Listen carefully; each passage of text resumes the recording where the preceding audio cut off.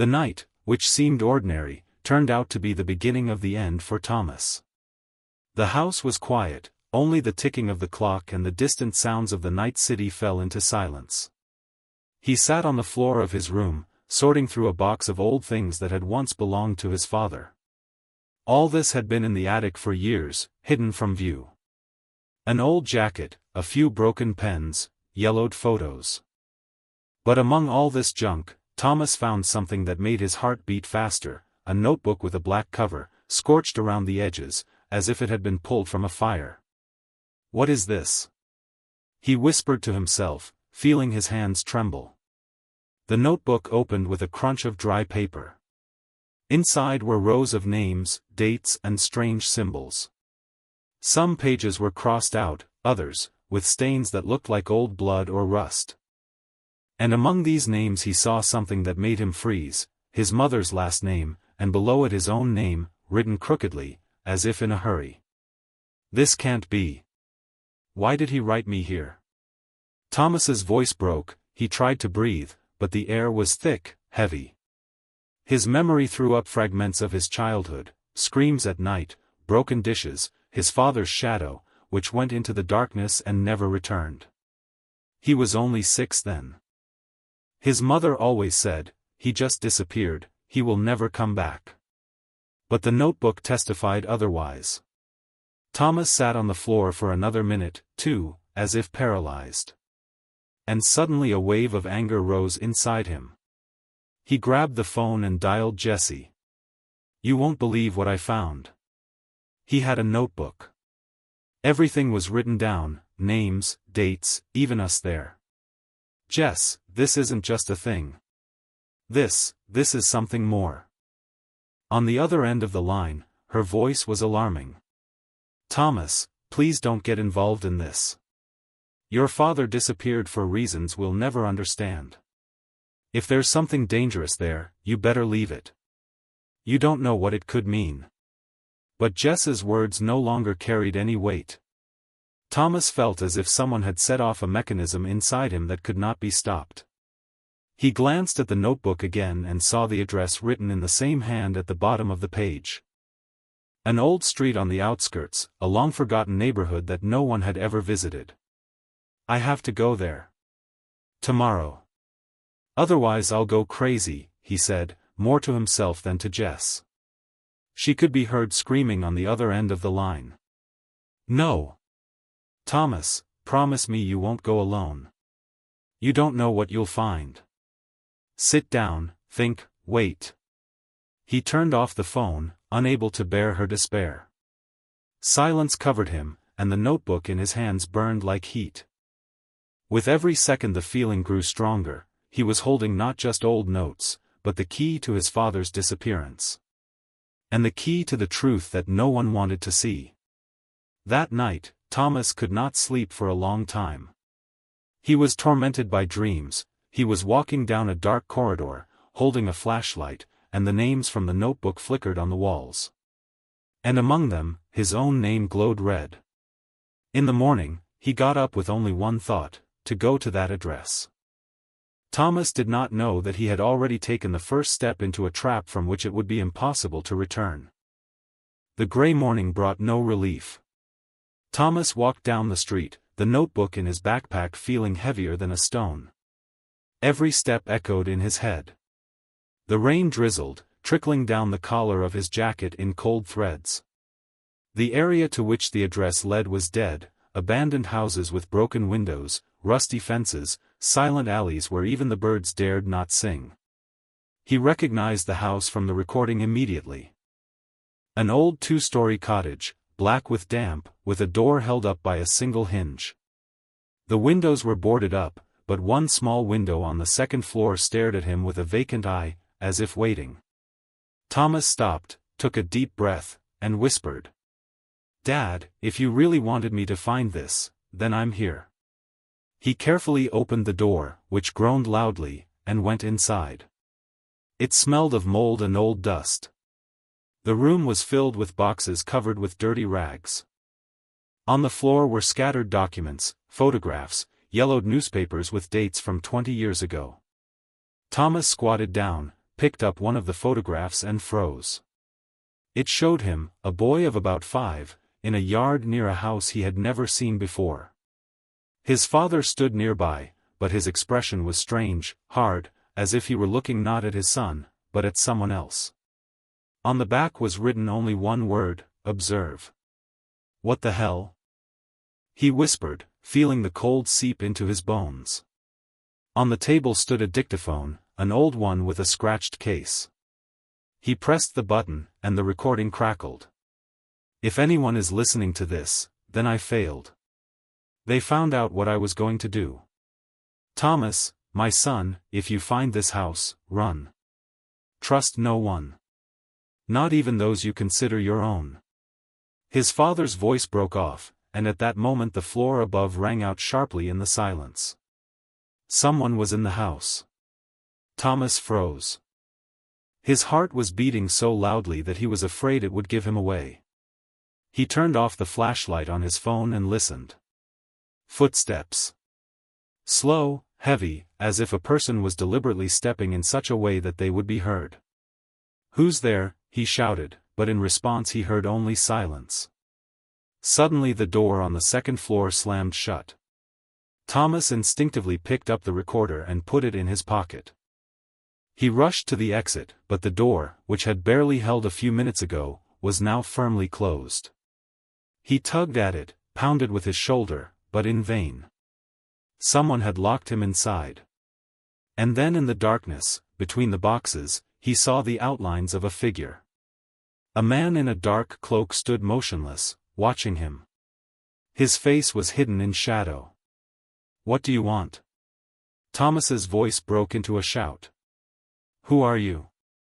The figure did not answer. It only took a step forward, and the floorboards groaned ominously. At that moment, Thomas realized, he had not found this house by chance. They were waiting for him. Thomas backed away, trying to keep some distance between himself and the silhouette in the darkness. His breathing became ragged, his hands trembled, his fingers clenched the recorder in his pocket. Only one thought was pounding in his head: we have to get out. From here. At any cost. Don't come any closer, his voice broke, more like a desperate cry than a threat. I know who you are. But it was a lie. He didn't know. And that was what scared him the most. The figure took another step, and the weak light through the cracks in the shutters illuminated the mask, rough, black, like a welder's. No facial features. Only empty eye sockets. This faceless presence was more oppressive than any words. Suddenly the man in the cloak abruptly threw something on the floor. There was a thud, and dozens of photographs rolled out of the box. Thomas looked down and felt the ground give way. Every photo showed him. At different ages. Childhood, school, adolescence. Even photos taken very recently, in the yard, near the store, when he was walking with Jessie. You were watching me?" he whispered, but his throat was dry, and the words came out almost soundlessly. The figure slowly tilted its head, as if nodding. In a panic, Thomas rushed to the window. An attempt to break the boards ended with his hands being cut. The wood was strong, as if new. He tore a rusty pipe from the wall and began to hammer on the glass, but the window did not give in. Everything was prepared. The trap was perfect. New footsteps sounded from above. Not one person. 2. 3. It was difficult to understand, but Thomas felt that he was not alone, even with this watcher. The house came alive, the walls seemed to breathe in unison with the footsteps of strangers. He rushed to the back door, which led to a narrow corridor. Beyond it was the basement. The smell of mold and damp stung his nose. Thomas ran down the stairs, slipping on the wet stones, and closed the door from the inside, leaning on it with his whole body. Darkness enveloped him. The phone was vibrating in his pocket. He quickly dialed Jessie. "Jess. Listen to me carefully. I'm in a house on the outskirts, the one on Greenwell Street. You were right, it's a trap. Someone, they've been watching me since I was a child. If I don't get out. The voice on the receiver broke off. A dull crack, and the connection was lost. The screen flickered, no network. The basement became colder. And in this icy silence, Thomas heard a sound that made his heart stop. The metallic crunch of a key in the lock above. The door slowly opened. No, not that. He retreated deeper, bumping into a concrete wall. The light of the flashlight cut through the darkness, illuminating the narrow space of the basement. A masked silhouette stood on the stairs, and behind him, in the semi-darkness, two more figures could be seen. Thomas felt something inside him break. He was cornered. But deep in the basement he saw a metal door, half open, leading somewhere further, into a narrow tunnel. His only chance. He rushed there, clutching the recorder as if it were the only thing that could protect him from the darkness. The tunnel was low, damp, its walls oozing with water, and a puddle of liquid with the smell of rust and mold sloshed underfoot. Thomas ran by feel, only the weak light of the phone cut out pieces of darkness, but he felt that he was being followed. The footsteps echoed, multiplied, and it was difficult to tell whether it was 3, 5 or a whole crowd. He was gasping for breath, his chest was breaking, the recorder in his pocket was beating against his ribs. Why did he leave this to me? What did my father want me to know? And why are they still chasing me? Thoughts cut through his mind like knives. An old metal rack appeared in the darkness, piled high with boxes. Thomas grabbed one blindly. Inside were yellowed sheets of paper with printed tables, names, addresses, dates. All of them were different people, many crossed out in red. At the bottom of the page was handwritten, "Mission accomplished." He flipped through a few more pages and saw his own name. Thomas Grayson. Date of birth. And the word, object. God, what does all this mean? His voice trembled, but in the silence he heard his own echo, as if someone had repeated the words after him. Suddenly another flashlight flashed ahead. Thomas froze, as if dead. Someone was waiting for him deep in the tunnel. This was not an escape, it was a corridor, closed on both sides. The figure took a few steps forward. Its voice was muffled, distorted, but the words burned into his memory. Your father broke the rules. He tried to escape. Now you will finish what he started. Who are you? What do you want from me? Thomas's scream turned into a hoarse, his throat dry. You are his legacy. His debt. His mistake. And mistakes must be corrected. The light of the lantern fell on the wall. Thomas saw dozens of childhood photos. Not just his own. Other children. Girls and boys. Under each photo were the dates of their disappearances. And most of the dates had already been crossed out. His legs gave way, his heart pounded like a hammer. He felt the ground disappearing from under him with each passing minute. This was not just persecution. This was a system in which his family was only a fragment of a great secret. He took a step back, but the heavy breathing of his pursuers could already be heard behind him.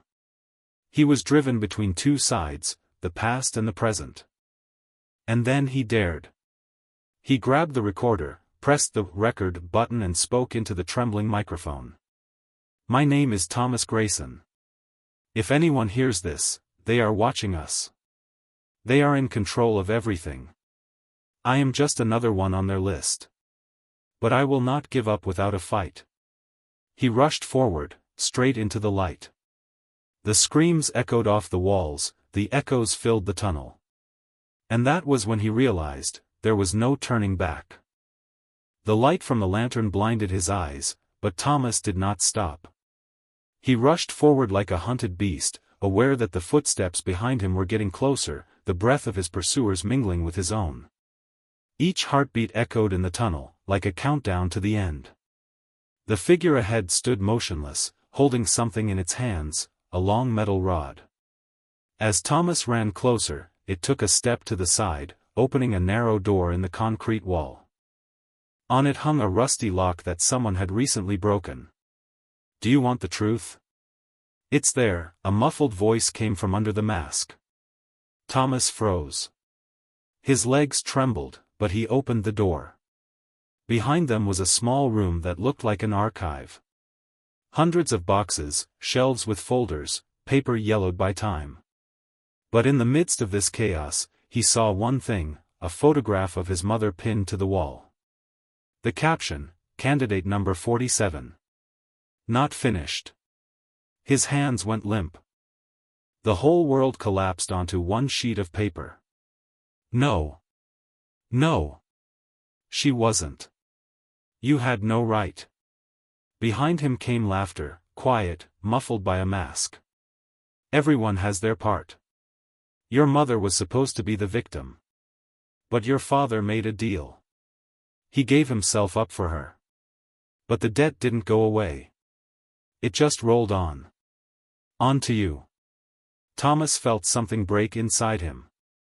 All the years of silence, all the answers he'd never received, came together in one sentence: he never had a chance. His life had been bought by someone else's sacrifice, and now the reckoning had come. He rushed to the desk, grabbed the documents, and began to tear them to pieces, shouting as if each word were a cry from the soul. "You won't have me. I won't be part of your game." Heavy footsteps answered. The two cloaked men entered the room. There was no way out. Thomas pressed the button on the recorder one last time. His voice, hoarse and broken, filled the space. "If anyone finds this, know that they exist. They are taking us, generation after generation. I am just another on the list. But do not be silent, as my father was silent. Do not let them live in the shadows." Then there was only noise. The recorder recorded the roar of struggle, the sound of a fall, and a sharp crack. Then silence. The corridor remained empty. Only the red light of the button on the recorder blinked in the darkness, continuing to write what no one could tell anymore. Thomas's story ended there, in the cold dungeon. But a dilemma remained that would haunt anyone who heard this recording: was it worth knowing the truth if the price was their own life?